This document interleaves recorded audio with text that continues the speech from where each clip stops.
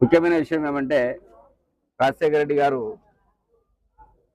తక్కువ కాలంలో ముఖ్యమంత్రి అయినా కూడా ప్రజల్లో అందరి గుండెల్లో గూడు కట్టుకున్నటువంటి వ్యక్తి. అందరికీ తెలిసిన విషయమే.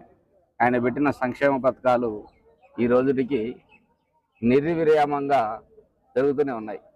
ఎన్ని పార్టీలు మారినా ఏదో ఒక పేరుతో పథకాన్ని మార్చుతున్నారే కానీ కాన్సెప్ట్ అయితే మాత్రం రాజశేఖర రెడ్డి గారు పెట్టింది.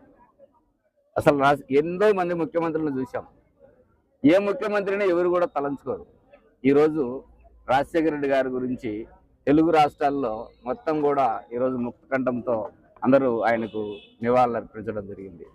కాబట్టి ఆయన అడుగుజాడల్లోనూ కూడా ఆయన తనయుడు వైఎస్ జగన్మోహన్ రెడ్డి గారు కూడా ముందుకు నడవడం జరుగుతుంది.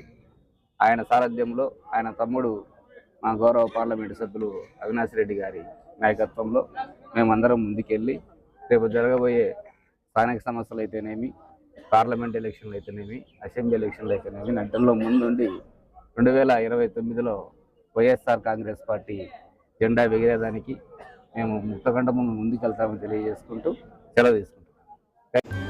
ఆంధ్రప్రదేశ్ రాష్ట్ర దివంగత ముఖ్యమంత్రి వర్యులు మన ప్రియతమ నేత డాక్టర్ వైఎస్ రాజశేఖర రెడ్డి గారి 77వ జయంతి వేడుకలను విజయవంతం చేసిన బద్వేల్ నియోజకవర్గ వైఎస్ఆర్సీపీ నాయకులకు, కార్యకర్తలకు, అభిమానులకు, ప్రజలకు ప్రతి ఒక్కరికి పేరు పేరున హృదయపూర్వక ధన్యవాదాలు.